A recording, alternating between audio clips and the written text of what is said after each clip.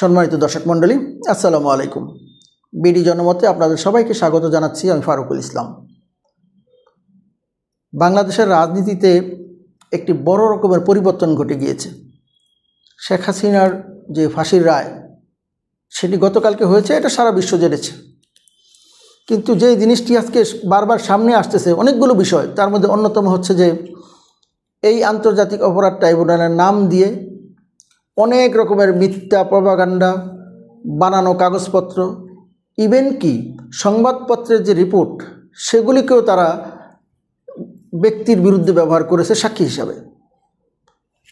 বিএনপির সাবেক স্থায়ী কমিটির সদস্য জনাব সালাউদ্দিন কাদের চৌধুরী, যাকে সিংহ পুরুষ নামে, বাঘ হিসাবে রাজনীতি সবাই চিনেন, উনি কাউকে নীতির ক্ষেত্রে কাউকে তোয়াক্কা করতেন না, ইভেন কি শেখ হাসিনাকেও না। তার বিরুদ্ধে যে মামলাটি পরিচালিত করেছে শেখ হাসিনা, সালাউদ্দিন কাদের চৌধুরী এবং মাওলানা দেলোয়ার হোসেন সাঈদীর মামলাটিকে সাধারণ মানুষ খুব কাছ থেকে দেখেছে যে এখানে কী ধরনের জালিয়াতি করে তাদেরকে ফাঁসানো হয়েছে, তাদেরকে মৃত্যুর মুখোমুখি দাঁড় করে দেওয়া হয়েছিল।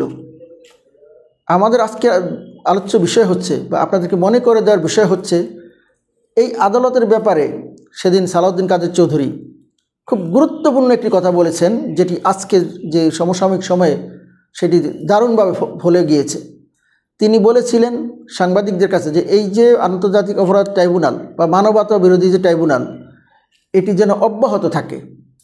রাজনৈতিক ঋতু পরিবর্তন হলে পরবর্তীতে যারা আসবেন তাদের বিরুদ্ধেও যেন এই আদালতটি একই ধরনের কার্যক্রম গ্রহণ করতে পারে, এই ব্যাপারে উনি সুনির্দিষ্টভাবে প্রস্তাব করেছিলেন মিডিয়ার সামনে।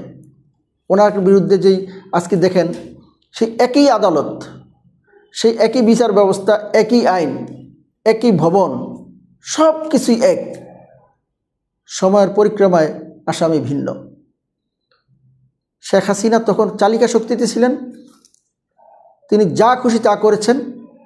আজকে তিনি পালিয়ে গিয়েছেন, পালিয়ে যেতে বাধ্য হয়েছেন মানুষকে হত্যা করে।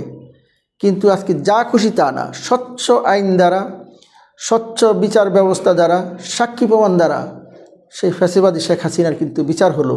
এবং আজকে সেই মরহুম সালাউদ্দিন কাদের চৌধুরীর বক্তব্যটি আজকে কাগজে কলমে শতভাগ মিলে গেল। এজন্য সকল শাসকদের বোঝা উচিত, আজকে তিনি যা করছেন ভবিষ্যতে তার বিরুদ্ধে ঠিক একই রকমের পরিণতি তাকে ভোগ করতে হতে পারে। তাই যারা রাষ্ট্র ক্ষমতা চালাবেন তাদেরকে সবসময় পজিটিভ কিছু করে যেতে হবে, মানুষের জন্য কাজ করে যেতে হবে, যেমনটা করে গিয়েছিলেন শহীদ প্রেসিডেন্ট জিয়াউর রহমান।